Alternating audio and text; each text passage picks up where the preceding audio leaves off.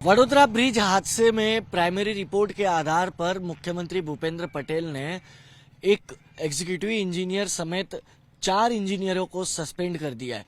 लेकिन किस तरह से लापरवाही इंजीनियर गुजरात में दिखा रहे, अगर उसका एक नमूना मैं आपको दिखाऊं तो आप देखिए, ये ब्रिज भोपाल से घुमा को जोड़ने वाला ये ब्रिज 1 साल से जस का तस है, उद्घाटन तक नहीं हो पाया है।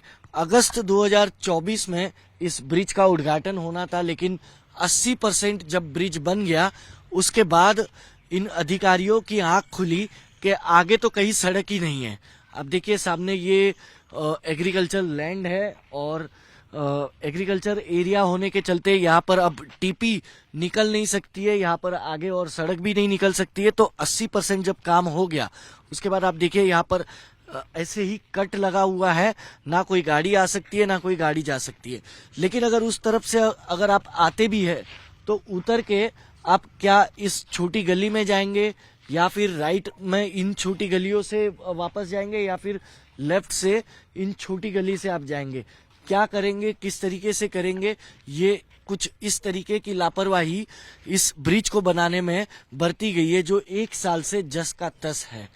हालांकि आपको बता दूं कि ये ब्रिज बनाने में 50% जो रुपए है वो अहमदाबाद अर्बन डेवलपमेंट अथॉरिटी ने दिए और 50% रुपए जो है वो रेलवे ने दिए, क्योंकि उस तरफ जहां पर आपको रेलवे इस ब्रिज का बीच का हिस्सा नजर आ रहा है उसके ठीक नीचे से एक रेलवे ट्रैक गुजर रहा है, जिसके चलते ये रेलवे ओवर ब्रिज बनाने में रेलवे और ओडा ने दोनों मिलकर काम किया था। लेकिन जिन इंजीनियरों ने इस डिजाइन को बनाया था वो कहीं ना कहीं अब इस ब्रिज को पूरा तक नहीं कर पा रहे हैं।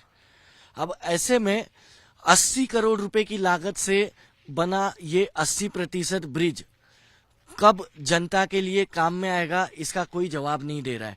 ना ओडा के पास किसी प्रकार का कोई जवाब है, ना रेलवे के पास किसी प्रकार का कोई जवाब है और ना ही अहमदाबाद म्यूनिसिपल कॉरपोरेशन के पास किसी प्रकार का जवाब है।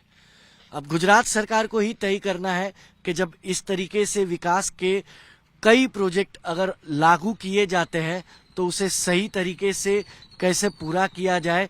जैसे 80 करोड़ रुपए जनता के टैक्स के इस ब्रिज में लगा तो दिए, लेकिन ये ब्रिज 1 साल से जस का तस है। कब खुलेगा, कैसे खुलेगा, इसका जवाब गुजरात सरकार को ही अब देना होगा।